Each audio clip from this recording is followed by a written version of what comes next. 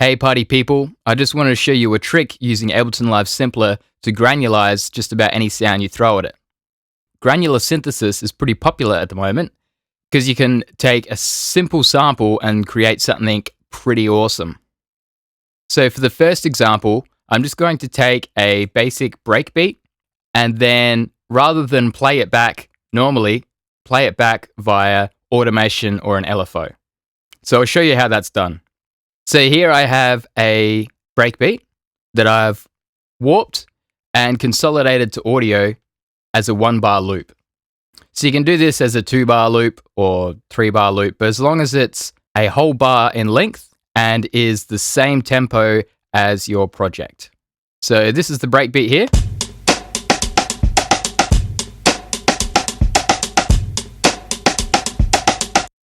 So here's that sound loaded into a simpler. And if I just play that by pressing C3, so it plays at its original speed, you can hear that it's exactly the same. But what we're going to do next is turn down the loop length and then automate the start position. So I've just drawn in some automation here for the sample start. So if we were to do just straight from 0 to 100% over 1 bar, because this is a 1-bar loop, that would just play how it would normally play. But by adding these other little bits of automation, like here I'm basically replaying the first beat and doing little reverses and slowing things down. So this is where it's going to sound almost like the same sort of audio effect you get when you warp audio. So let's listen to that.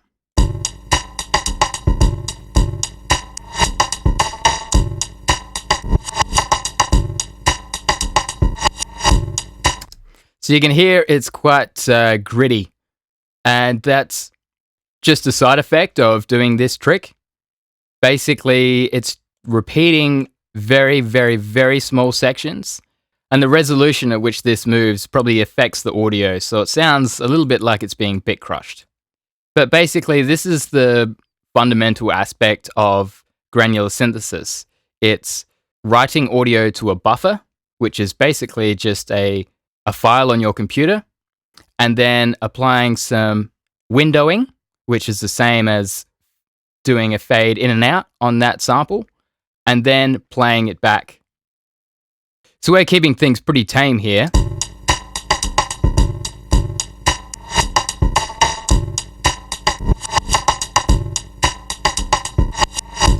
But it still sounds pretty cool.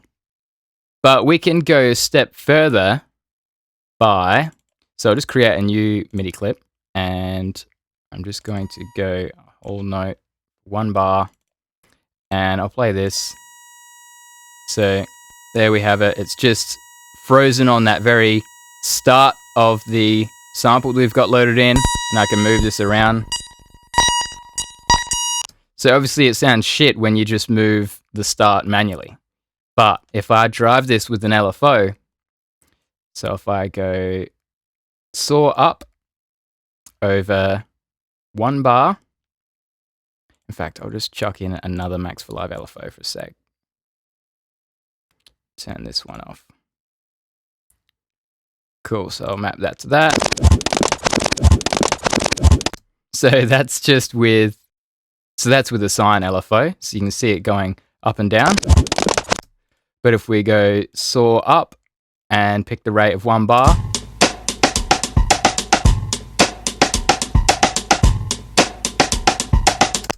so the audio quality is slightly better using an LFO, but there's still a little bit of that grittiness in there.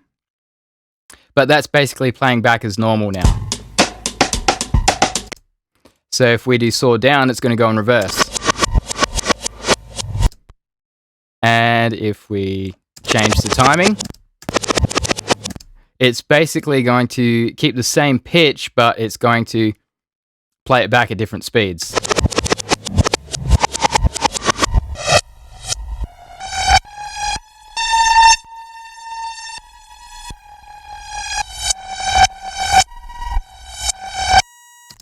So we can even go something like random and maybe go something a bit quicker, add some smoothing.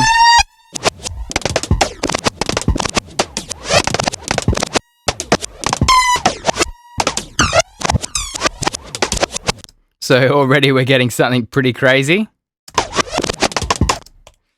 So here I've just got another LFO set up.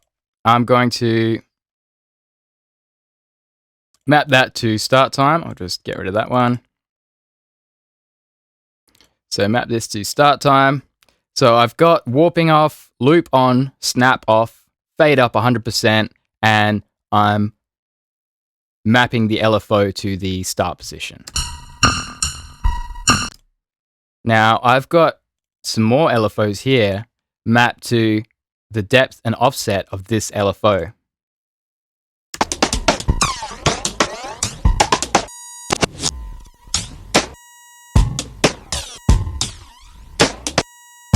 So it's starting to get pretty random, which is awesome. And then if I give it a MIDI clip, which just has some kind of random note on-offs, not just a single 1-bar note, then we'll get a little bit more variation.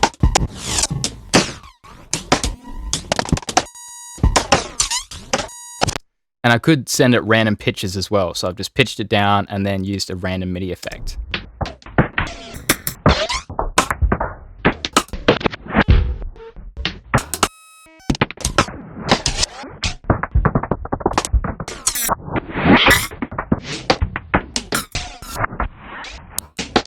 So that sounds pretty cool.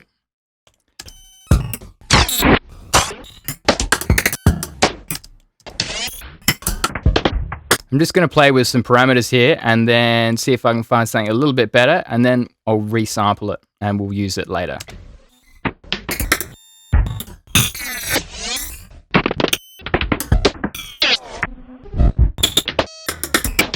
Cool, and I might map another LFO to the length. Yeah, so I'm just keeping that length size very small, so it'll kind of repeat a little bit more for some of these hits.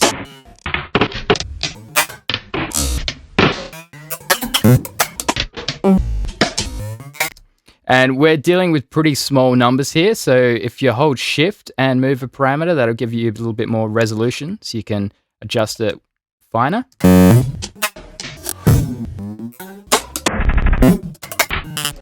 So I could map another LFO to this depth, and again, I'll make it really, really, really small. So we're just doing a little bit there and move that down there. Just go -99. It's easier if you type sometimes. Cool.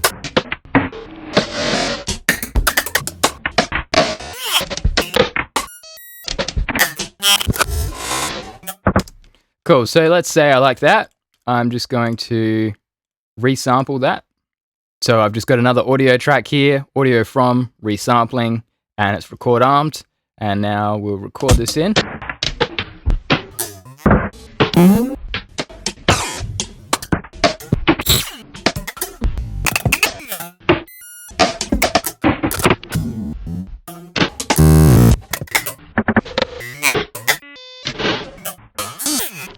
I'll let it go for a while.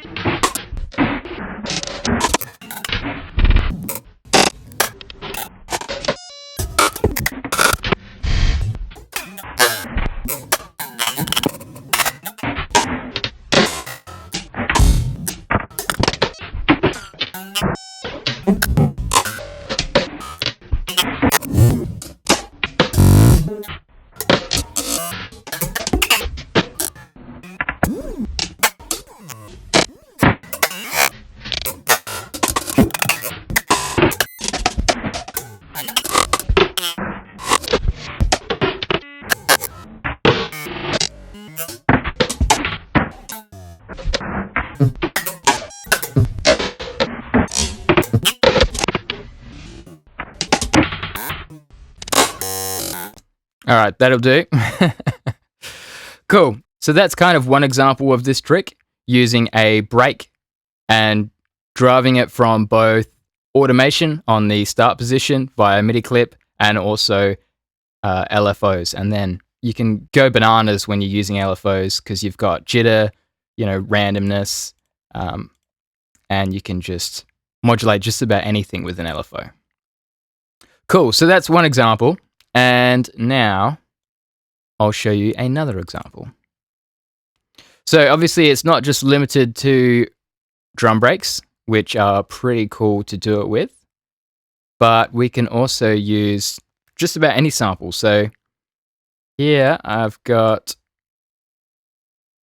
Cut the mid-range, drop the bass. Cut the mid-range, drop the bass. Just some little vocal sample. So I'm just going to turn the length all the way down. The fade is up 100%. And now we can do some stuff with the start position. So I'll map the start position with this LFO. And let's hear that.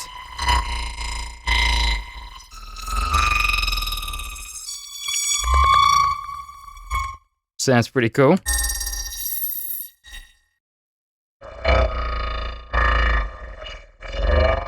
So I've just got some effects here just to make it sound a little bit cooler.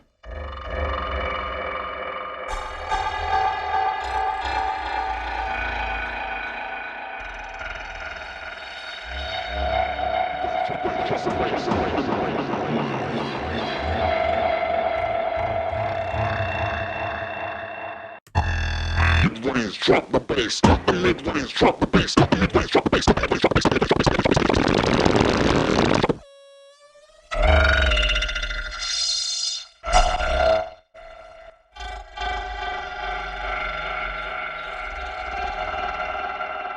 So what I might do is I might get another LFO and actually map that to the rate and pick random with smoothing. And I'll just turn the offset right down. Let's try that.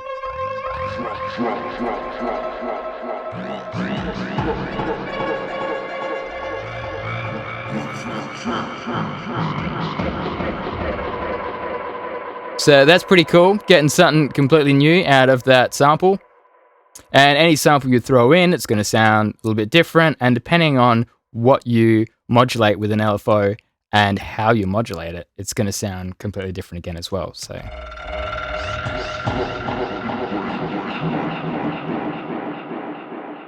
all right, that's one trick, and then I've got one more here. So because I kind of mentioned that this is working a lot like a granular synthesis, let's try and actually apply a bit more of a granular synthesis type function using this kind of trick. So to do that, normally a granular synth will have lots of these little pieces that it plays back, whereas we've only got one little chunk of audio that we're playing back, but we are changing that chunk of audio. So we can think of that as one voice, but if we send a simpler multiple notes, then we can have multiples of that effect, and then that's going to be a little bit closer to typical granular synthesis. So here's a sample that I have.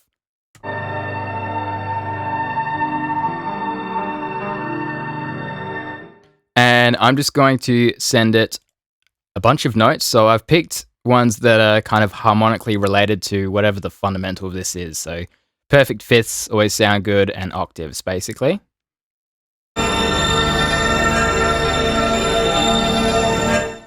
So now I'll just take the length down, loop is up, fade is up, loop is on, snap is off.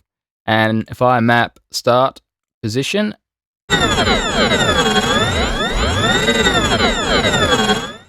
we have a bit more of a granular type get up happening.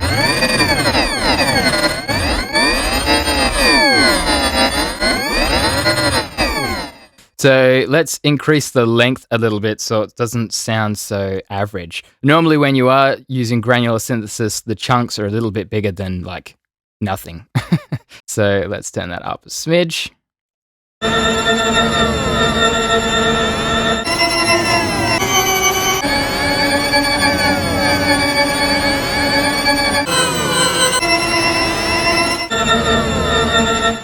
And there we're kind of using it a bit more like a granular synth, like Granulator Pro in Max for Live. So if I pitch this down,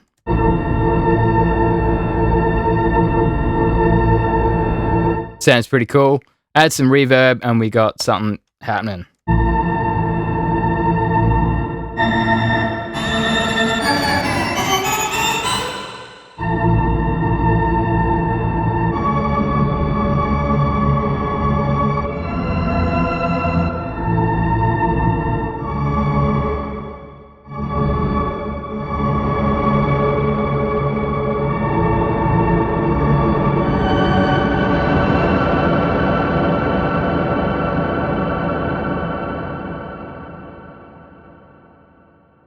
Cool.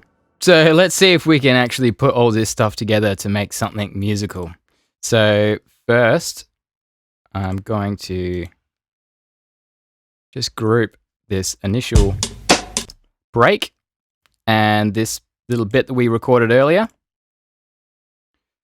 So what we recorded was kind of all over the shot. And if I try and play that back to this,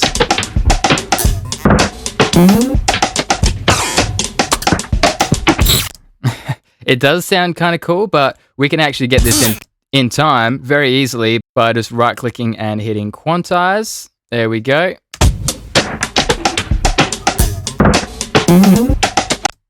And I might just change the playback mode for the warping and turn down the envelope control here, so that way we've got less sustain for each transient, so it's a little bit punchier.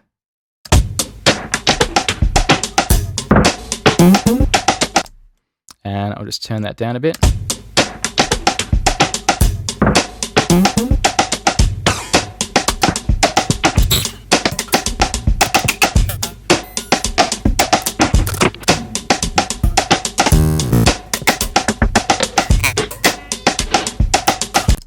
So that's pretty cool. I might just crank the level of that a bit more because it's quite clicky. I'll just use a limiter and crank that a bit.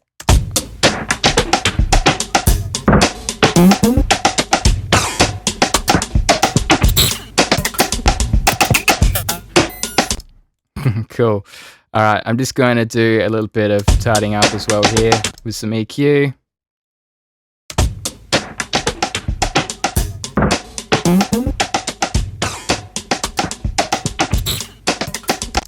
And chuck on my Max for Live device for the drums.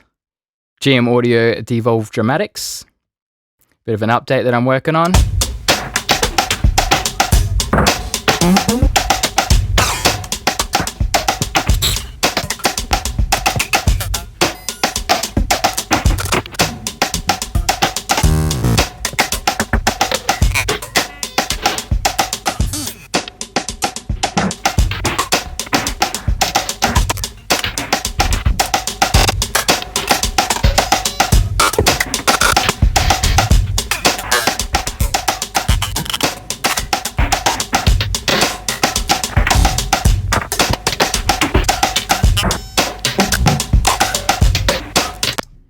Cool, so we got something happening there.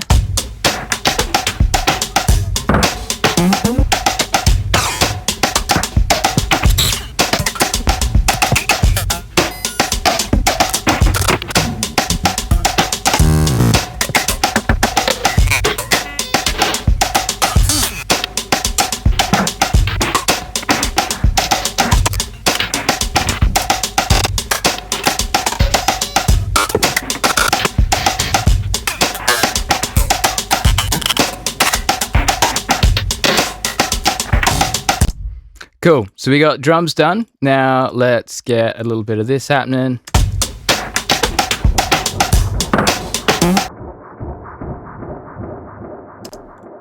I'm just gonna go for random with smoothing on.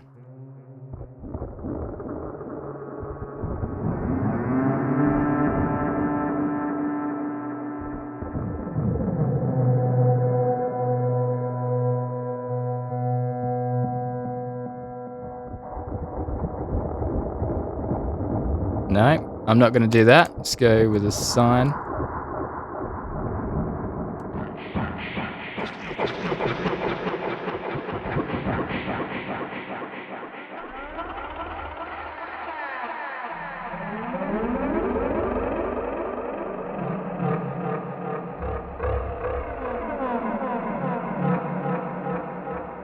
And I might even use this as a bit more of a bass.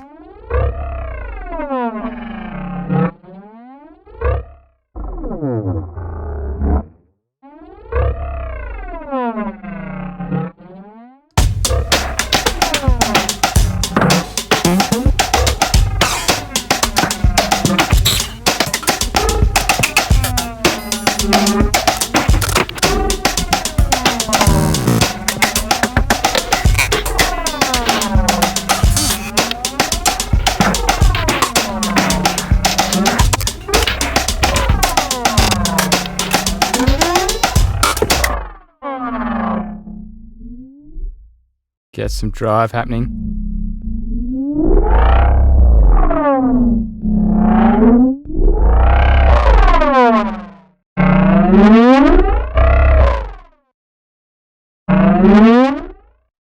I'll just sidechain the filter to the kick. Or to the drum beat at least.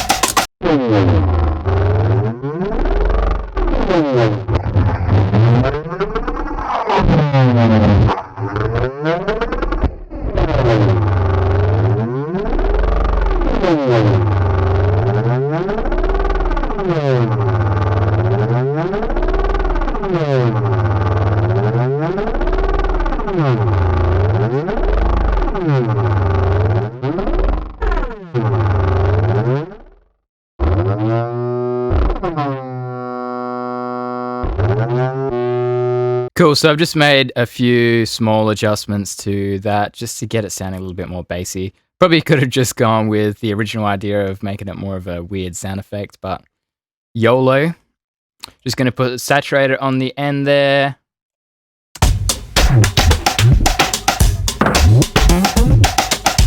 And also make it mono. And I'll sidechain it to the kick.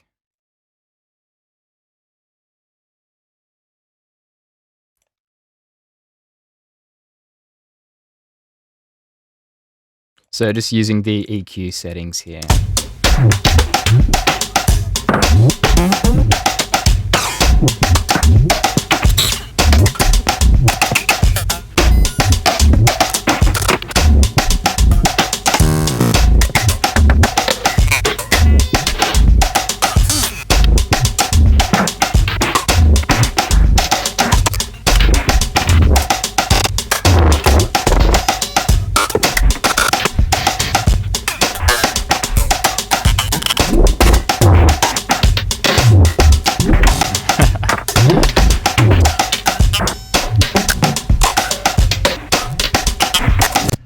So should probably have a look at what's happening with that on a spectrum analyzer, because I think it's playing way too low to actually be heard.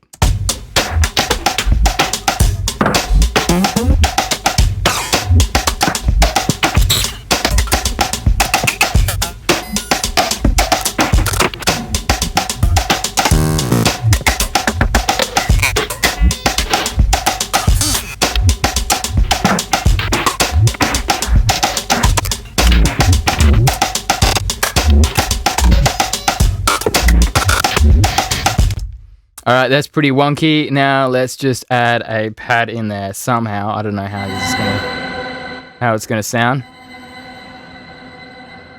but something like that.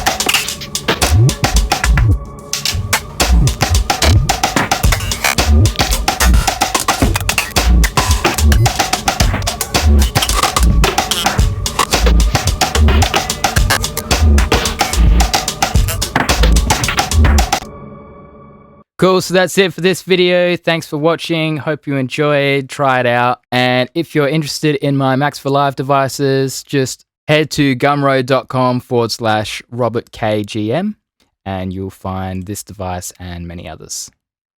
See ya.